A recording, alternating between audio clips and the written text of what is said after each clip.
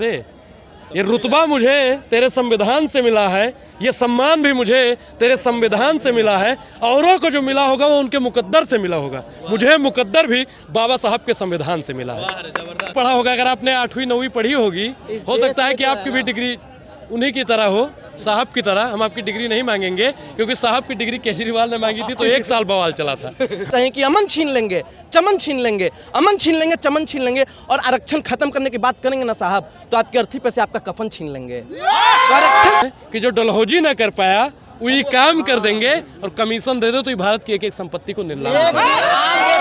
गलती से बरसे या देखिए, गलती सही से कुछ नहीं होता है। जस करनी तस भोग ही ताता, नरक जात का है पछताता। तो उस डीएम ने लाठी खत्म ही हरा रहा है। नहीं, मुझे हिंदू राष्ट्र से तकलीफ नहीं है, मुझे दिक्कत है तो अडानी राष्ट्र से। ये हिंदू राष्ट्र के ओर में अडानी राष्ट्र बनाना चाहते हैं। विश्व गुरु का विश्व गुरु बनाया जा रहा है, विश्व गुरु नहीं विश्व गुरु बोलिए। हमारा नजरिया है, संविधान अगर बचा लेंगे तो ये देश बच जाएगा। यहाँ पे हम लोग का भाईचारा को लड़ाने का प्रयास किया जा रहा है, इस एकता को देख करके उसको लड़ाने का प्रयास किया जा रहा है। ये जनसैलाब आप देखते होंगे, इसके हाथ में माइक लेकिन अनुराग ओझा को क्या जरूरत पड़ गई इस भीड़ में आने की? ये कौन है? बाबा साहब है। किताब कौन सी है? संविधान। हाँ। ये ऐसा तो है नहीं कि दलित भाई है तो इन्हीं को हक अधिकार मिला है। अरे ओझा जी हैं, ब्राह्मण हैं, तो हमको कुछ नहीं मिला है संविधान से। ये रुतबा मुझे तेरे संविधान से मिला है, ये सम्मान भी मुझे तेरे संविधान से मिला है। औरों को जो मिला होगा वो उनके मुकद्दर से मिला होगा, मुझे मुकद्दर भी बाबा साहब के संविधान से मिला है। जबरदस्त। लेकिन एक देश में माहौल जो चल रहा है एक अलग तरीके से चल रहा है, एक अलग नजरिया देखा जा रहा है। कुछ लोगों को हटाओ, संविधान बचाओ, और कोई माहौल ही नहीं चल रहा है। नाम ले लिए भाजपा का लोग एक अलग नजरिए से देख रहा है। हाँ। और लोग अलग नजरिए से देख रहे हैं। हम लोग तो एक ही नजरिए से देखते हैं। हमारा नजरिया है, संविधान अगर बचा लेंगे तो ये देश बच जाएगा। संविधान बचाना बेहद ही जरूरी है। आरक्षण के लेकर लोग यहाँ पर आए हैं, आपको क्या जरूरत पड़ गई आरक्षण के सपोर्ट करने की? आरक्षण को मैं कह रहा हूँ, जाति व्यवस्था को आप अभी इसी वक्त खत्म कर दो, मैं आऊँगा ही नहीं यहाँ पे। मैं तो आरक्षण का उसी दिन से विरोध करने लगूंगा। आपको जाति भी चाहिए, लेकिन आरक्षण अगर किसी को मिल रहा है तो उसका मतलब उससे आपको दिक्कत है, बड़ी दिक्कत होती है। आप जैसे पत्रकारों को, आप जैसे सरकार तो खत्म कर रही है ना, कर रही है कि सबको हिंदू बना दो, हिंदू राष्ट्र बना दो, तो खत्म ही हो रहा है। नहीं, मुझे हिंदू राष्ट्र से तकलीफ नहीं है, मुझे दिक्कत है तो अडानी राष्ट्र से। ये हिंदू राष्ट्र के ओर में अडानी राष्ट्र बनाना चाहते हैं। अडानी राष्ट्र में फायदा किसका होगा? जिसके पास पैसा होगा। दलित का बेटा दलित ही रह जाएगा, दलित की साइकिल ही रह जाती है, लेकिन मोदी जी की साइकिल का मर्सिडीज में तब्दील हो जाती है, ये हमको पता ही नहीं चलता है। सरकार तो कह रही है कि अगर हमारे देश के जीडीपी आगे जा रही है, हमारे देश के कोई इकोनॉमी आगे जा रहा है, किसको तो देश में, इस देश के 90% लोगों का पैसा सिर्फ 2 लोगों के पास में है। इस देश के 90% लोगों का पैसा सिर्फ 2 लोगों के पास में है। भाजपा के लोग कह रहे हैं वो भी तो हमारे देश के ही है ना। अरे हम कहाँ कह रहे हो बांग्लादेश के, हम भी कह रहे हैं हमारे देश के, लेकिन आप बताइए कि जो और भी देश के लोग हैं, तो बढ़ने दीजिए ना उन लोगों को। मुझे उद्योगपतियों से दिक्कत नहीं है, मुझे मित्रवाद से दिक्कत है। आप बताइए, 609 नंबरी 2 नंबरी बन जाता है, किसी दलित का बेटा 2 नंबरी कहे नहीं बन पाता है भाई?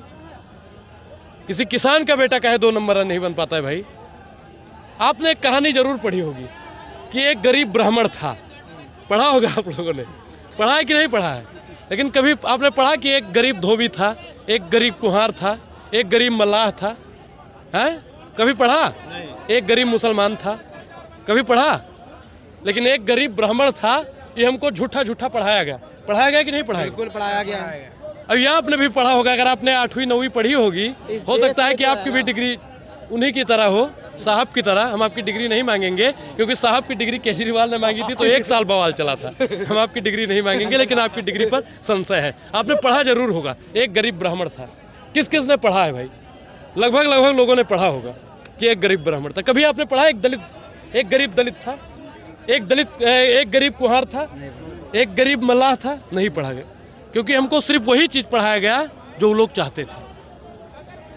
देखो, इस देश में, अगर इस देश में लग रहा है बीजेपी वाले को कि कहीं आरक्षण में क्रीमी लेयर ला करके हम लोग आर्थिक रूप से दलित समाज को, वंचित को, तमाम SC ST को क्रीमी लेयर वर्गीकरण करेंगे तो इससे आर्थिक रूप से मजबूत होगा। तो ये आर्थिक रूप से मजबूत नहीं होगा, ये कहीं न कहीं एक आरक्षण को खत्म करने का ये लोग षड्यंत्र रचे हुए हैं। जो काम सुप्रीम कोर्ट नहीं कर पाए,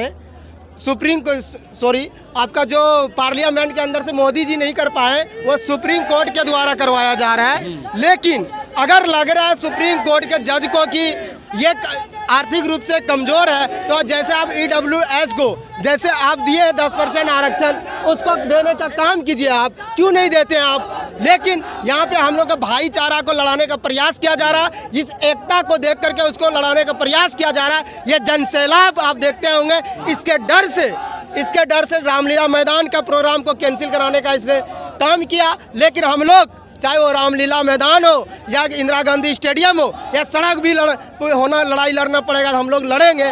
और हम लोग कोलोजियम सिस्टम के खिलाफ अब लड़ाई लड़ने जा रहे हैं। बहुजन नेता थे, उन्होंने कहा था जब सड़कें सूनी हो जाएं तब संसद, भूलिए, जब सड़कें सूनी हो जाए तो संसद, सड़क जाम करिएगा तो दिल्ली पुलिस उतर जाएगी। दिल्ली पुलिस तो हमको आने ही नहीं दे रही थी, क्योंकि हमारे साथ में वहाँ से भीड़ आ रही थी। वो कह रहे भैया जाइए जाइए जाइए। हमने वीडियो में भी बोला भैया कि प्रशासन परेशान कर रही। आप बताइए कि सड़कें जब सूनी हो जाए तो संसद नहीं बोलोगे? संसद आवारा हो जाता है, संसद आवारा हो जाता है। तो कुछ समय से देख रहा हूँ कि सड़क पर लोग उतर नहीं रहे हैं।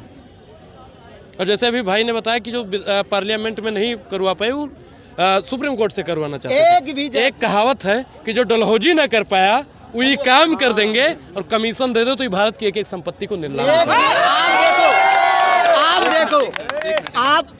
चलिए, अमितेश जी आए हैं, अब पटना से चल के आए हैं, क्या जरूरत पड़ गई यहाँ पर आने के, भीड़ में जुटने की? देखिए, हक और अधिकार की लड़ाई में निमंत्रण नहीं मांगे जाते हैं। जिसका जमीर जिंदा होता है वो खुद ब खुद चला आता है। तो मितेश पांडे का जमीर जिंदा था इसलिए वो चला आया, लेकिन कुछ पत्रकारों का जमीर जिंदा नहीं, इसलिए वो ये सवाल पूछ रहे हैं। क्या बात कर रहे हैं? मितेश पांडे के आने से आपको क्या दिक्कत है? अरे तो ये तो आपको आरक्षण का क्या मतलब लाभ मिल रहा है? क्या पर आ रहे हैं आरक्षण के सपोर्ट करने? क्यों लाभ नहीं मिल रहा है? क्या मिल रहा है?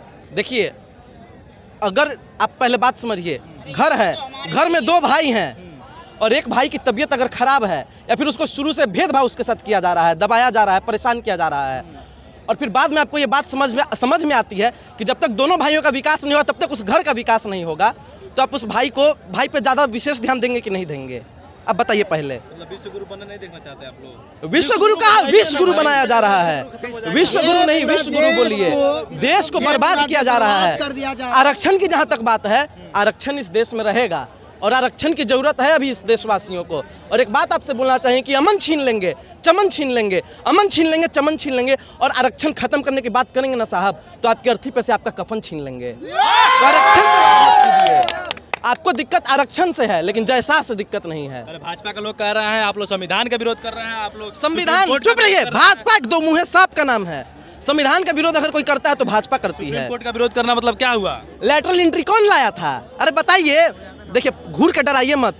लैटरल एंट्री कौन लाया था बताइए पहले? भाजपा लैटरल एंट्री लाई। उसके बाद लैटरल एंट्री का जब विरोध हुआ, राहुल गांधी जी एक ट्वीट सिर्फ किए, उतने भाजपाइयों के में खलबली मच गई और लैटरल एंट्री कैसे खत्म करना पड़ा इन लोगों को। वैसे ही क्रीमी लेयर जो लाया जा रहा है और कोटे के अंदर कोटा जो लाया जा रहा है, इसको भी खत्म करना होगा। लगातार आप लोग आंदोलन कर रहे हैं, 21 तारीख को भी भारत बंद किया गया था, लेकिन उससे भी देखा गया कोई खास फर्क नहीं पड़ा। आज का आंदोलन से क्या कुछ फर्क पड़ना? खास फर्क नहीं पड़ा। आपको बता दें, हम बिहार में यूथ कांग्रेस के कार्यकर्ताओं पर एक एसडीएम ने लाठियां बरसाई थी और उस एसडीएम के पीठ पे भी लाठियां बरसी हैं। आपको पता है कि नहीं?